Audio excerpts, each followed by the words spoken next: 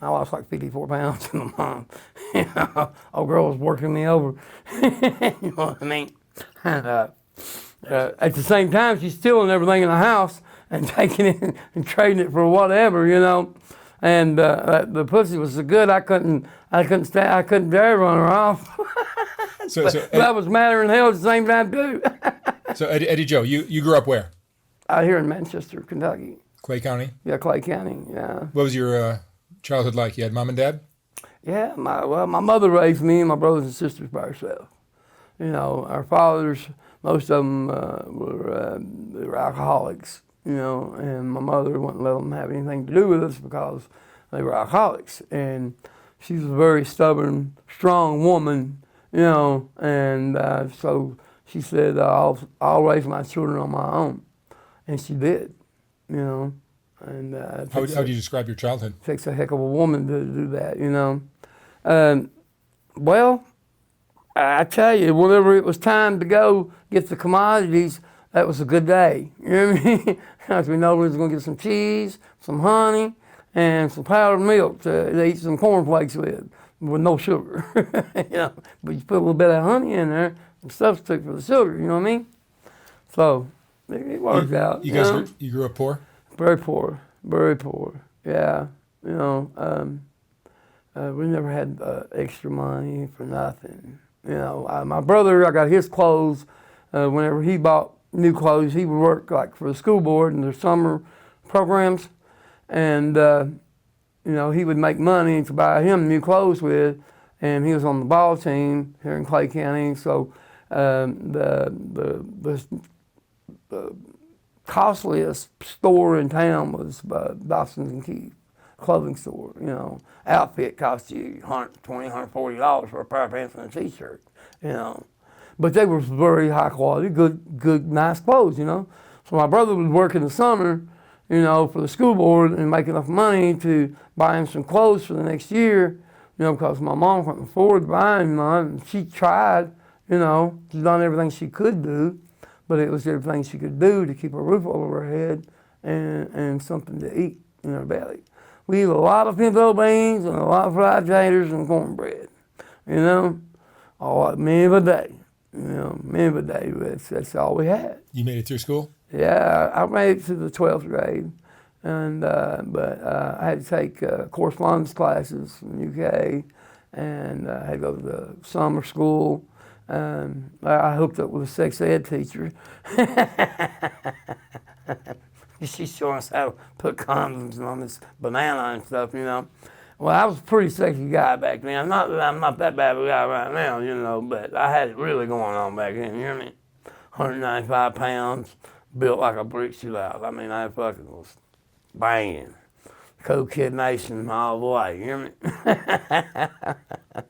And she just fell in love with me, the lady did, but we never had anything to do with one another until after the school year was over. So after it was over, you see, I was no longer a student. And she was not your teacher? And she's not my teacher anymore. Not quite. She was what you would say, you're going to college now instead of high school. She gave me some new classes to learn. You seem like you're a hellraiser. Oh, man. Yeah, I raised my part of hell, but it was for the right reasons. I never was a bully or someone that picks. I always try to help the weak. You've been in trouble with the law? I've had some run-ins with the law, yeah. Probably got a record 20 pages long or better. And never been convicted, probably maybe a page of it, and that's like traffic violations and stuff. Up until the point where they framed me and sent me to prison for attempted murder and kidnapping, intimidating a witness, and then they was just trying to lock everybody, my whole family up. What was that all about? They was scared shitless about our whole family, you know what I mean? But what was that all about? It was about well, it really boiled down to my uncle's new wife, after his first wife passed away. He remarried, and he remarried the superintendent's, the old superintendent's granddaughter. And she was on drugs before she got with him, you know. But her dad was a real asshole, you know, and he accused my uncle of getting her on drugs, which was totally bullshit. You know, she was getting high and all that when we were in high school together. I went to high school with the girl, you know. So she's like 30 years younger than my uncle, you know what I mean? Got him a trophy wife, you know what I mean? And so, yeah, so, I mean, I guess her dad could never stand the thoughts of her having a man that's 30 years older than his daughter, you know what I mean? It kind of eat his ass, you know, because of that, you know. And my mom, I was boiled down to the simple fact my uncle had it going on. I mean, you can't knock it till you try it, they say. And, you know, so they would get into a few arguments or something. She'd probably call her daddy up, you know, and say, "No, daddy, he hit me," or he's being mean to me, and da da da da. And then her daddy would send my mama's first cousin, Steve Collins, up there to try to straighten him out, you know. And that's where it all went bad. You know, he had already had my uncle, my mother's brother, killed. But attempted murder is a serious charge. Oh yeah, a very serious charge. They had me for assault first and attempted murder. And they couldn't convict me of both. They had to be either or, you know. And they never had enough evidence to convict me of anything. But they still somehow found a way to convict me. That's all because the jury was in this very motel right here. And they got paid $240,000 to convict us. All right? I found out about this, I know so for a fact, after I got out of prison, because I talked to one of the jurors' son, and he told me all about it, you know? I mean, it wouldn't have mattered if we'd had Johnny Cochran, the Dream Team, up in here. We was getting found guilty no matter what, you know? And that's exactly what happened. No physical evidence, no eyewitness. Even the victim didn't say that me or Grant did anything, you know? Now, in Brian's case, it was, you know, she was a different story, you know, but she couldn't ID any one of us, you know. Even the own detective that investigated the case, that interviewed her in the hospital, said that there's no way that she could remember what happened to her. So therefore, she couldn't testify to what happened. You know, her own doctor, brain surgeon, was #1 out of 3 brain surgeons in the United States, got on the stand and testified that due to her brain injury, that there was no way that she could remember what happened to her. But yet, they put her on the stand anyways and had her up there lying. You know, they got her up there, and the way the Commonwealth Attorney, Gary Reeve, went about it, he went about it in a kind of slick way, because, you know, when you were the county attorney for 20 years or better, then you know how to ask a question, you know, in a roundabout way that's going to make you look like you're guilty, whether you're guilty or not. You know, and the way he did it was like, he couldn't get her to say anything about me or Grant, but then he turns around and he says, "Do you know that these 3 men cut and beat you? You know, these 3 men right here." And the point's right at us, you know. And she's like, yeah. And just on that alone, right there, it was the only thing she said about us that convicted us, I guess. You know, that and the $240,000 they got paid. You know.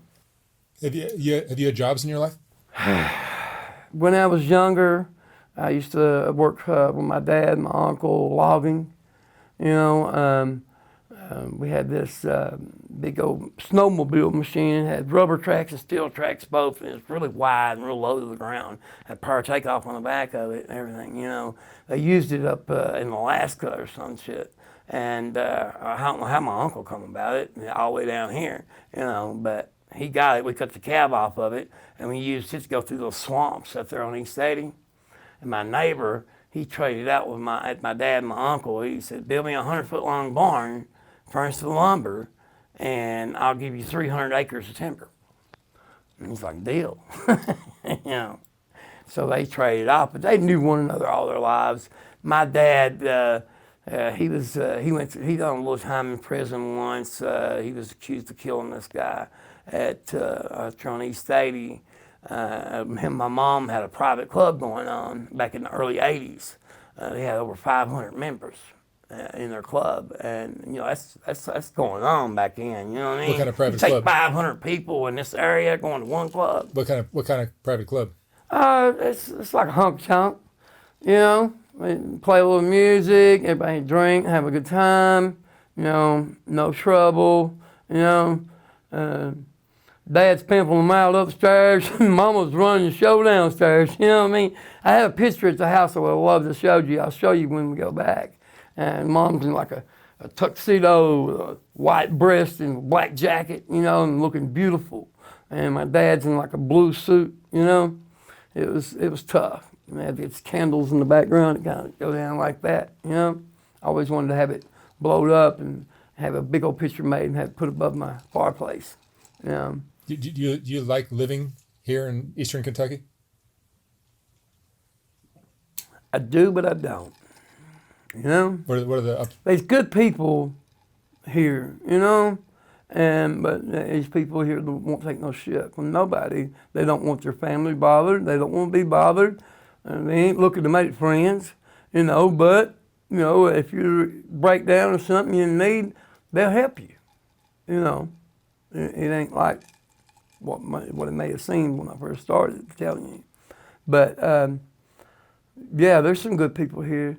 There's some bad people too, You can't let the bad ruin the good, You have to stand for something or you'll fall for anything, just like the song said, And that's why I created my own little organization I call Cool Kid Nation.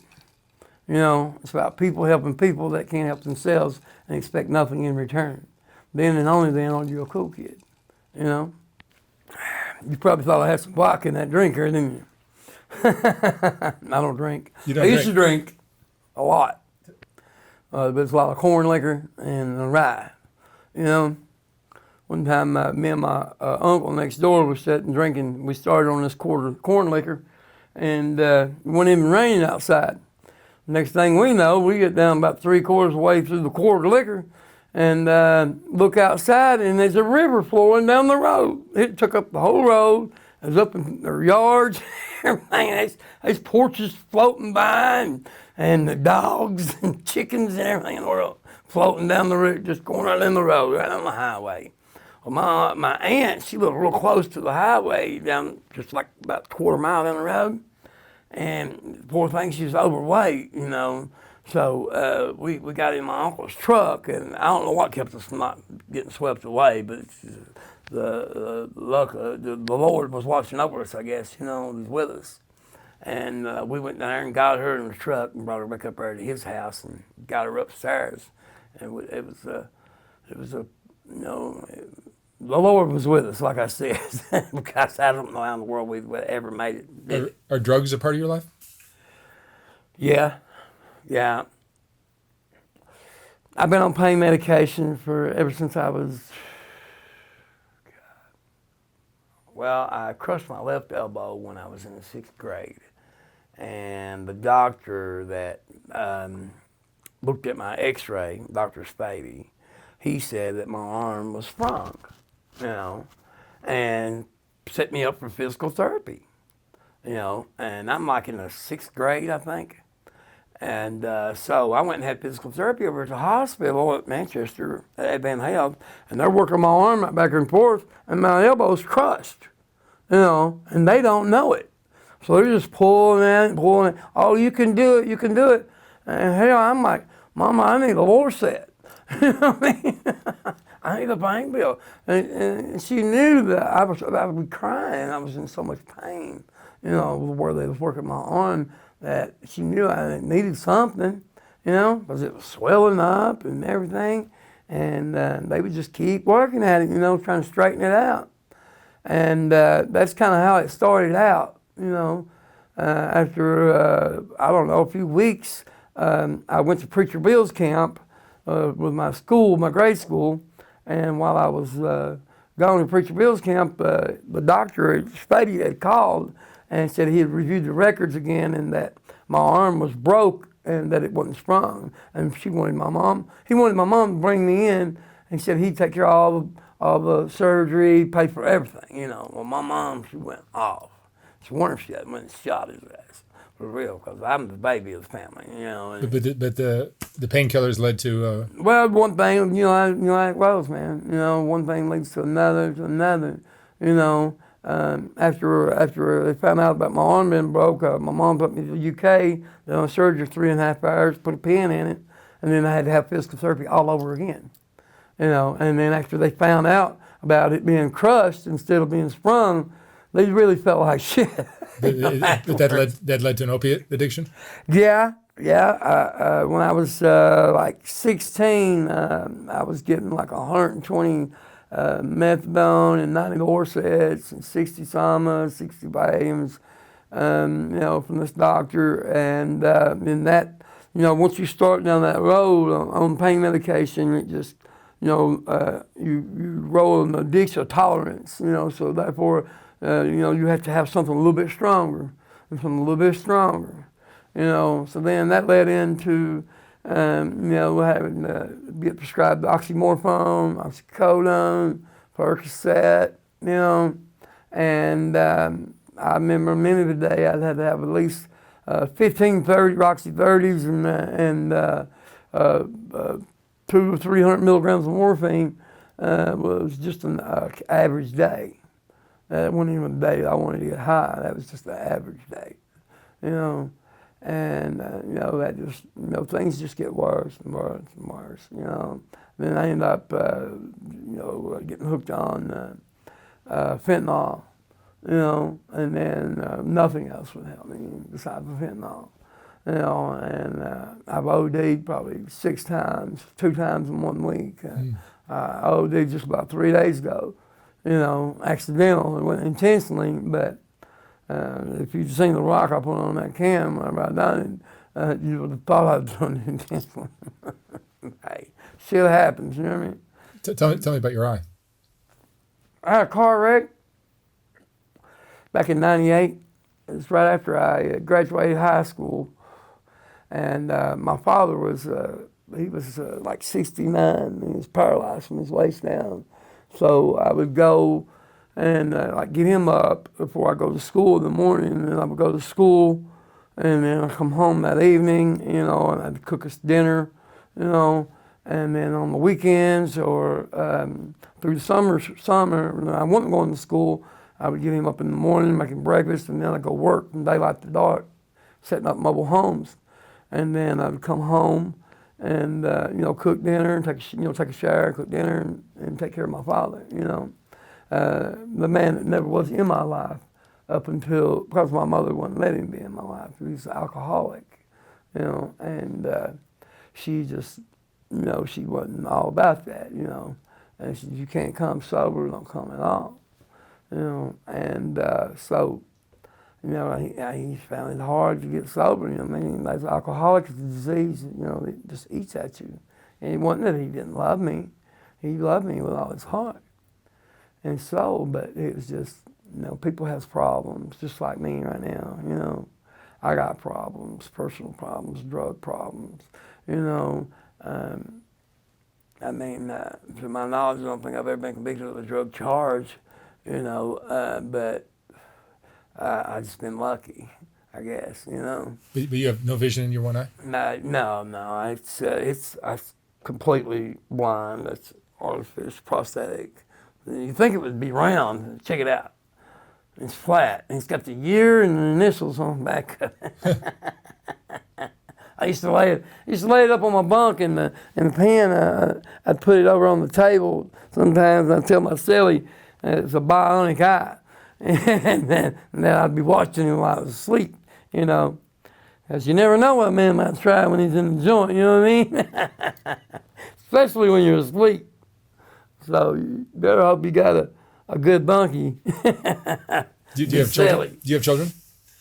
Not that I know of. None that I know of. Maybe one, but I need to have a DNA. You've been in love before? Excuse me? You've been in love before? A couple of times. Mm-hmm. Yeah, a couple times. I fell in love with my next door neighbor, like was about a quarter mile down the street. It's a preacher's youngest daughter. You know, it was the first boyfriend she ever had, first man she'd ever kissed. You know, she had hair all the way down below her waist. She grew up in a, holiness Pentecostal church all her life and was just as pure and clean and beautiful as they come. You know, and I went crazy about her. You know, I just lost my eye, and she didn't judge me for that. You know, she still loved me, for who I was inside and out. And so it worked great for a while. I got baptized. I got saved in church.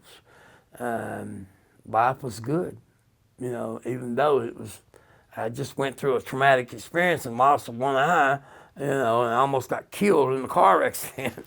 You know, life was looking pretty sweet, you know what I mean? And so it went on for like a couple of years, and she was wanting to go to college to be an eye doctor, you know, and I encouraged her to do that. And one night I left from her house, and I told her I was going to go to town to hang out with the boys down in town here at a little hangout spot. You know, that my cousins, uncles, he was a constable, so they all just hang around and shoot the shit with one another, you know. So I told her that's where I was going.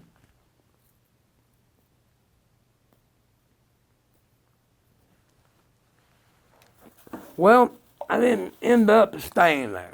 I found out about this party that was going on downtown above Pat's. And it was at what the circuit judge now's niece, maybe, his house. Well, there was cops there. there was lawyers there, women, you know, and back then everybody kind of kept everything to themselves, you know what I mean? So I had a little something I wanted to make some money off of, and a few of them was interested. So, you know, I helped them, they helped me, you know what I mean? Well, one of them got into it with this girl that is his girlfriend, and he had hit her. And well, they called the cops. Well, here the chief of police comes. Later on, he ended up going to federal prison, by the way, for burning down a building where they was wanting to build City Hall. And so they burnt the building down so they could build City Hall down here right now. So, you know, but he comes and he's like, anybody that ain't able to get up and leave is going to jail. So if you're passed out, you're going to jail, you know.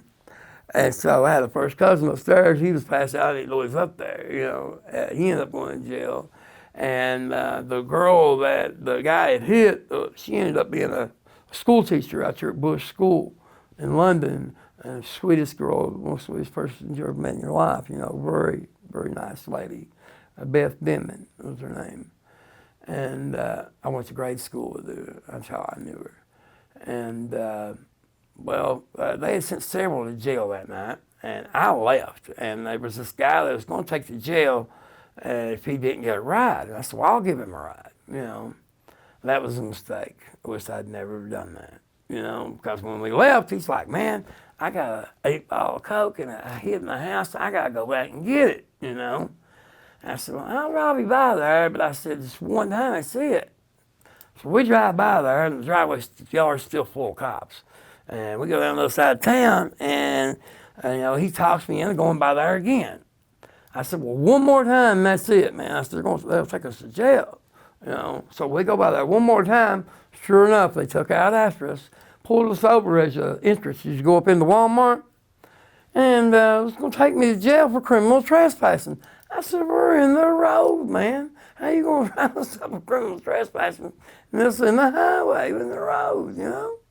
Well, I started to buck on them, not go, you know, because I felt like my rights was being violated, and I just won't stand for it, you know what I mean? So I ended up going along with them, going on to jail, you know, because I didn't want to hurt any of them, you know, and I had a really bad reputation, you know, of being a dangerous man. But like I told you earlier, I never hurt nobody that tried to hurt me first. you know. And so when we went to jail, the father of the girl, the preacher, he told her that we had these two girls in the car with us and that wasn't even in the car, and they just so happened to be in jail waiting on their mom and dad to come pick them up, you know. But he told her that they was with us. Why he lied and said that, I don't know. Maybe he was understanding that they was with us, but it wasn't that way, you know. And she said she promised to God that night that she wouldn't never take me back, you know. And that crushed my whole world. It's my first time I ever had my heart broke, you know. And I was like 21, and she was like 17, going on 18. She just turned 18, I think. And yeah, it was hard there for, I don't know, 6 months or longer.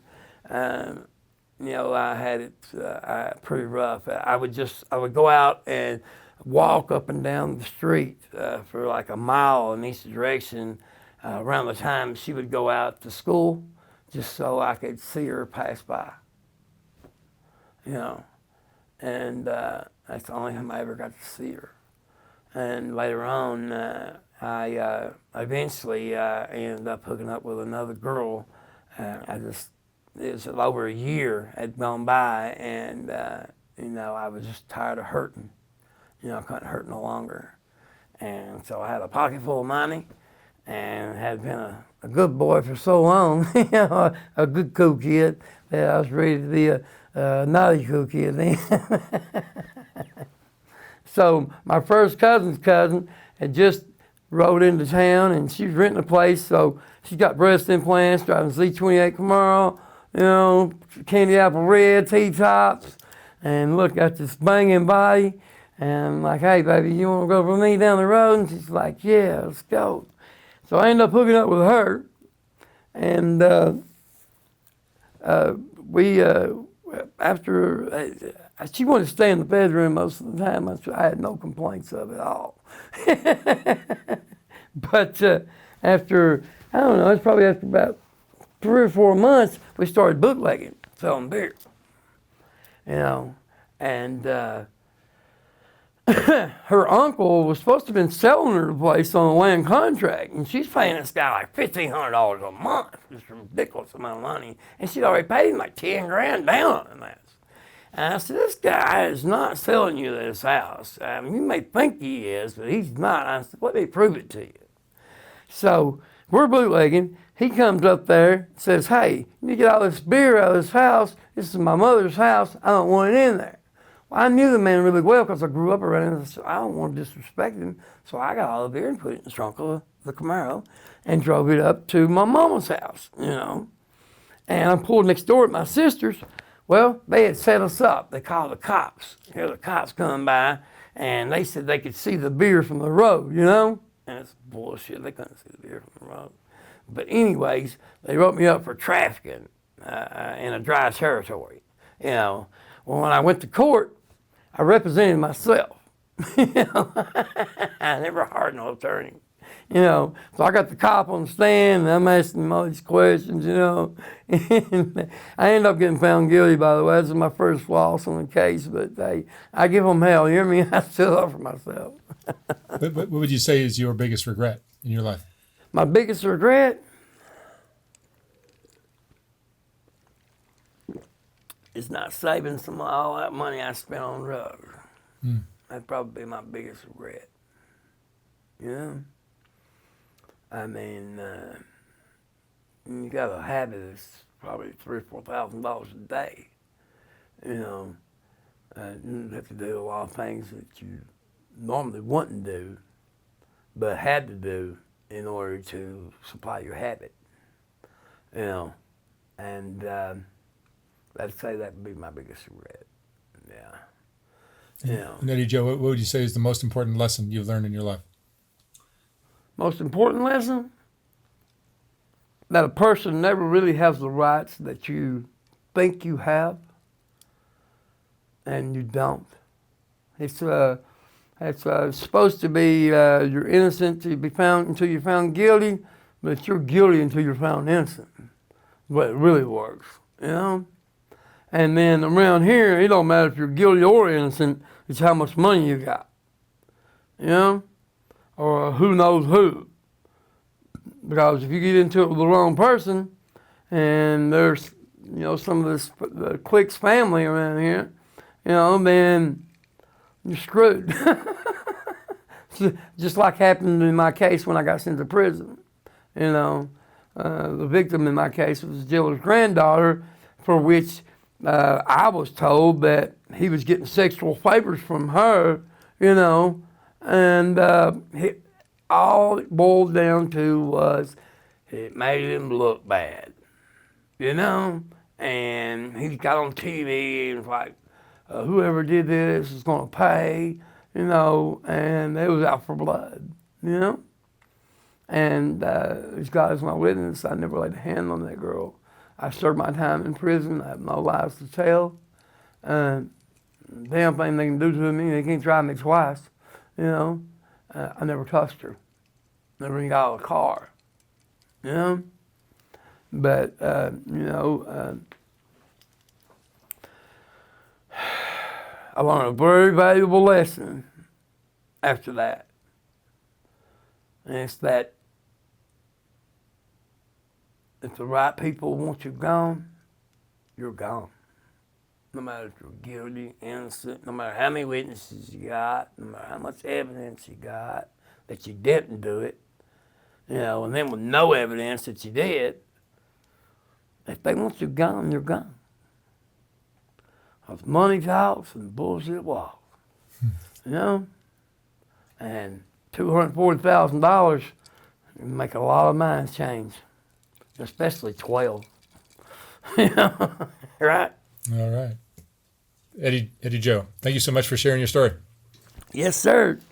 There is a part 2, 3, and 4 to that. I'll bet there is. You have to get back with me. I'll bet there is. Guarantee it.